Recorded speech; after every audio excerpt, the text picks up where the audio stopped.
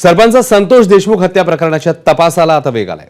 हत्या प्रकरणातील फरार आरोपींना पळून जाण्यास मदत केल्याच्या संशयातून डॉक्टर संभाजी वायबसे सह दोघांना ताब्यात घेण्यात आले। वायबसे यांची एसआयटी कडून चौकशी सुरू आहे अशी माहिती आहे।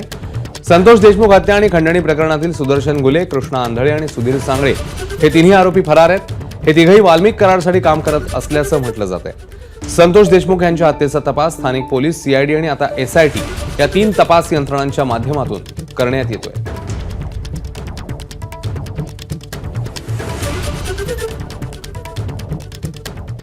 तर डॉक्टरसह एकूण तिघांची चौकशी होती। या संदर्भात अधिक माहिती घेऊया। आपले प्रतिनिधी गोविंद शेळके आपल्यासोबत आहेत। गोविंद, या सगळ्या प्रकरणाबद्दल आता जो पाऊल टाकण्यात आलेलं आहे, जी चौकशी सुरू आहे, त्या संदर्भात काय अपडेट्स आहेत तुझ्याकडे?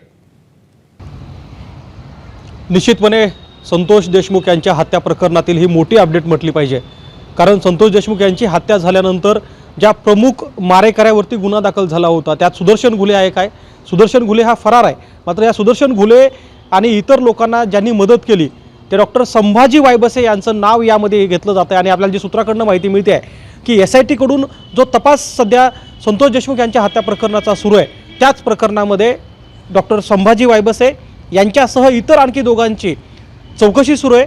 आणि यांच्यावरती आरोप आहे की सुदर्शन घुले आणि इतर लोकांना पळून जाण्यासंदर्भातली जी काही मदत आहे ती यांच्याकडनं झालेली आहे। अर्थात सुदर्शन घुले आणि इतर दोन आरोपी हे फरार आहेत, त्यांच्या मागावरती एसआयटी किंवा सीआयडी यांचे पोलीस आहेत। मात्र असं असताना ही घटना घडल्यानंतर ज्यांनी सुदर्शन घुले आणि इतर आरोपींना पळून जाण्यामध्ये मदत केली त्यात डॉक्टर संभाजी वायबसे यांचं नाव येत आहे। आणि या संदर्भात आता त्यांची चौकशी सुरू आहे। याच बीडच्या एसपी ऑफिसमध्ये सध्या त्यांच्यात चौकशी सुरू आहे। नक्कीच, त्यामुळे येणाऱ्या काही काळामध्ये ज्या प्रकारे चौकशी पुढे जाते, नेमकं काय समोर येतं पाहणं महत्त्वाचं आहे। धन्यवाद गोविंद या माहितीबद्दल।